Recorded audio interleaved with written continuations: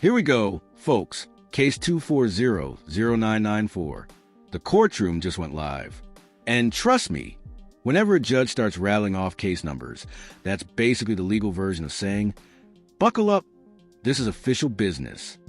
Okay, this is 24F00994 OM City of Southfield versus Cameron Graves. Good afternoon, Judge. Attorney Corey Westmoreland, appearing on behalf of Ms. Graves. Ms. Graves, station.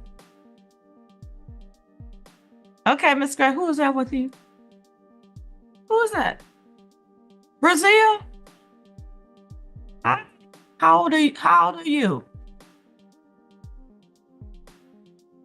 2? Can she have a gift? Only if mom says it's okay. We keep these for little nice people like her. Hopefully they'll keep her quiet too. Okay, Ms. Graves, now you on the other hand are here. Now, this is where things get serious. Probation violation. Translation, you got a second chance and the court is checking if you blew it. Think of it like being on parole with training wheels. If you mess it up, those wheels come off fast. For a probation violation hearing, it's a disorderly person charge. So maximum penalty could be up to 90 days in jail. Oh, we got her talking. There she goes. 90 days in jail could be the maximum penalty on that. And you have a right to have a full hearing with your lawyer representing you. And at that hearing, the burden of proving the violation would be on Mr. Rivers there, the prosecution.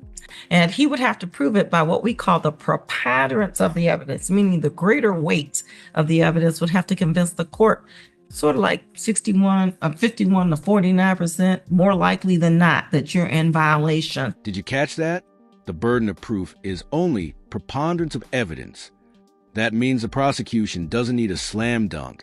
Just 51% of the scale tipped in their favor.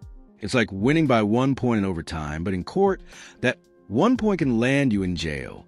In the manner being claimed. So if we have a hearing and we find you guilty, or if you decide to waive your right to the hearing to plead guilty, that's when the penalty phase comes into play. You understand that? So the violation dates back to August 12th, 2025. And sometime prior to that date, it was alleged that you failed to report to probation as directed, failed to attend the counseling, failed to attend anger management, failed to complete 8 hours community service, and then failed to complete the 3-day work program and did not pay on your fines and costs. And right now, apparently, you paid some, so it's down to $1,005. So those are the allegations, and the counseling was the mental health counseling. So I'm sure you had a chance to talk it over, Mr. Westmoreland. How would she like to proceed? Your Honor, and at this time, we've heard the witness. Okay. All right. Is that right, Ms. Graves? Anybody force you or threaten you to make you give up your right to the hearing? Anybody promise anything to you? Are you waiving that right freely and voluntarily after talking to counsel? All right. So it's true then that you had not reported to probation. They say you missed July 23rd and August 12th. And is it also true you didn't go to mental health counseling, that you did not attend anger management? You went to 1 class out of 22 as of August 1st, and that you apparently did not do 8 hours of community service work, which is free, and that you did not complete 3 days in the work program or pay off the balance of your fines and costs, but you did pay $200 today. Is that all true? All right, then that's a good basis for the violation, and I will accept your plea, finding that it is really outstanding, voluntarily and knowingly made. Okay, what's going on with her? Your Honor, she is on probation out of both department. For what? Leave it. Oh boy. Between the two courts, overwhelmed. As you can see, her answer fully does have built out in the next possible for her. Whoa, reminder dropped. DUI fines are sky high. Not just money, but time, programs, and probation requirements. This is why so many defendants end up stuck. They can't pay, can't attend, and then it snowballs into more violations. That's why you can't get a drunk driving case. You got a 2-year-old. You can't, and the fines and costs on drunk driving is through the roof anyway. Your Honor, it's in lieu of any sort of jail time, I would just ask for, workforce. She didn't do that. We gave her work program. Today, she said it's only 2 days left. And I said that's better than doing no cuts. She said, I can still see my probation. Well, what happened, Miss Grace? I mean, gee whiz. This was a disorderly person, and you had a few things to accomplish. I must have seen something else was going on here. You did have a few things. So let's see what happened. We sentenced you last December 11th, and it was a HYTA probation. Were you aware of that, Mr. Westmoreland? Yes, I will, Your Honor. And so you weren't supposed to have a record. It was a domestic violence charge. Reduced down. Somebody that was domestic to me too. I'll forget that. I don't know that. All I know is you got charged. They didn't of this particular instance. So so that's why we ordered some things. And you weren't supposed to have a record. And who is Miguel Smith? He's not the baby's father. Okay, that's good. So I ordered the anger management. She's gonna get some mental health counseling. She was just not able to do any of this. So the recommendation is 5 days in jail, revoke the HYTA, refer her to collection, to terminate for probation. And they said, yes, she has no transportation, no money, she says. She's been on probation for almost since December and has accomplished none of her conditions. And that this is the second violation. And for the first violation, which was non-technical, this is a technical violation.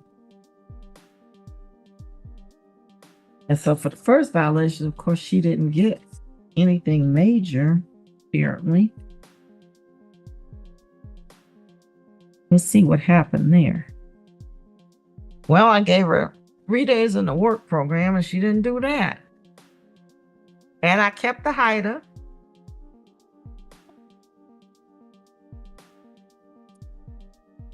Why do we have Farmington Hills? So I was living at a room. That's the address. I live downtown, so I don't have no parking. It's hard coming all the way up here to Southwood.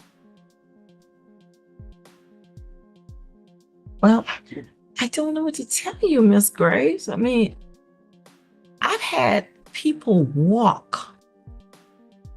And here's the judge going motivational speaker mode. Translation. If one guy can walk through a snowstorm from Detroit to court, excuses about buses and rides start melting away. He's basically saying, if you value freedom, you'll crawl here if you have to. I'm just saying, I've had people bike here.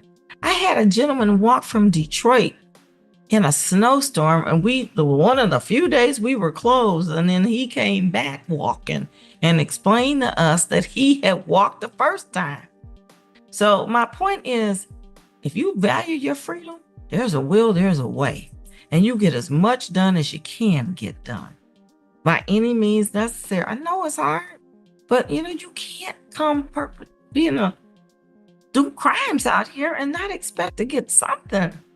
And we gave you the best probation we could. A few things to accomplish. No record.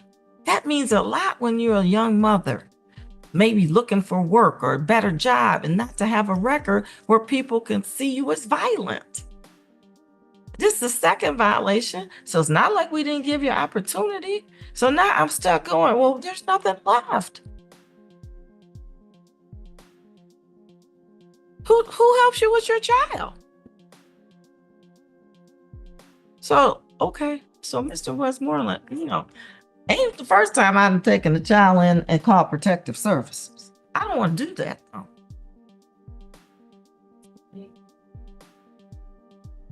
Well, you just said you had nobody. Who could you call? They will keep her for a few days. Because your recommendation is 5 days. That's not 5 full days. I'm pretty sure they let you out 4. Maybe 3. But definitely 4. And you get full credit for the day you report in. So let's just say you went today. You get full credit for today. So today is what, Monday? Are you working even? Okay, so if you went today, that's Monday, Tuesday, Wednesday, Thursday. You'd be out before the weekend.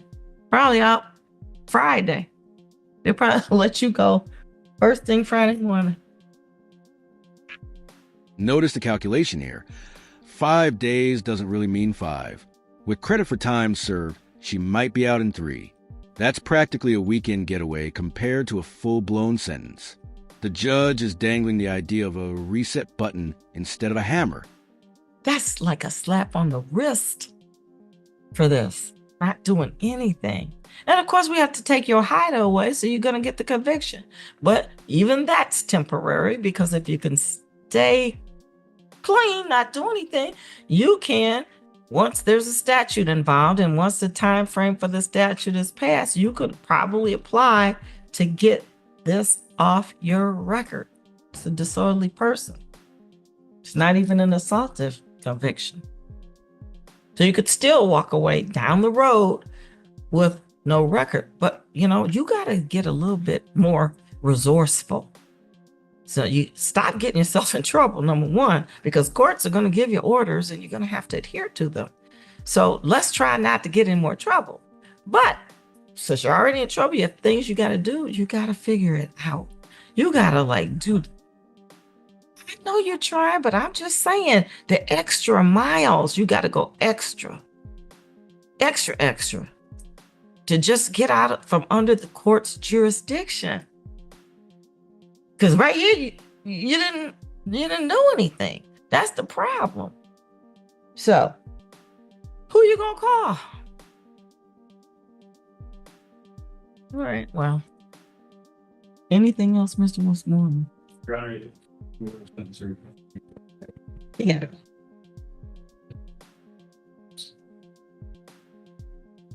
She can't get back here. She already told us that.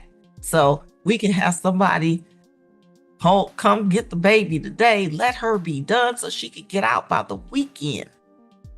She can't, she's having trouble getting around.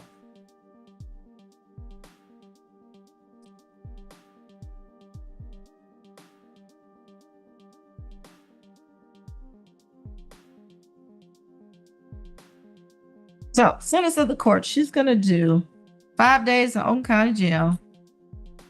We're going to revoke the HYTA.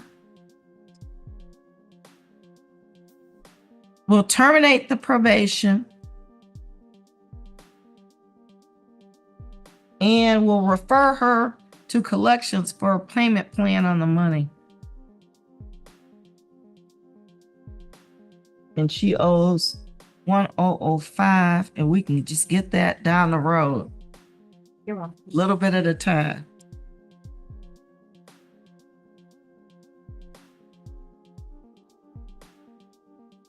I'm not going to even charge her any violation costs.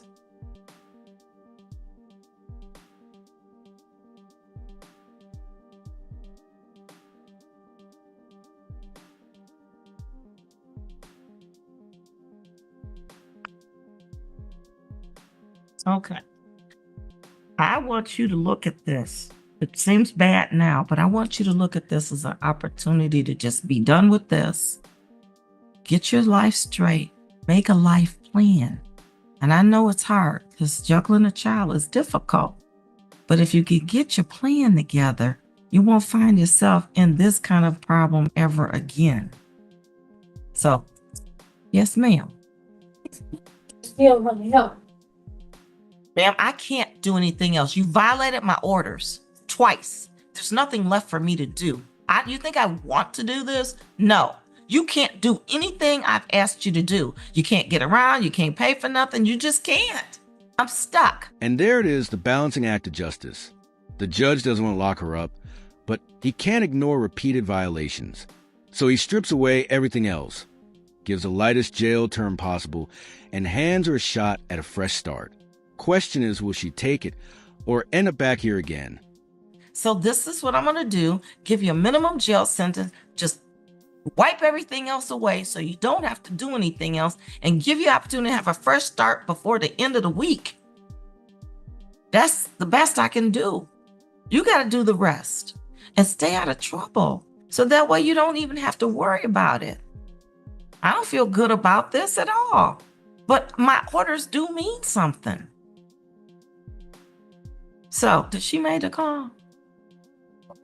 Okay, well, you can, sit over there till they come. She don't have to be locked up till they come. Okay. All right, thank you.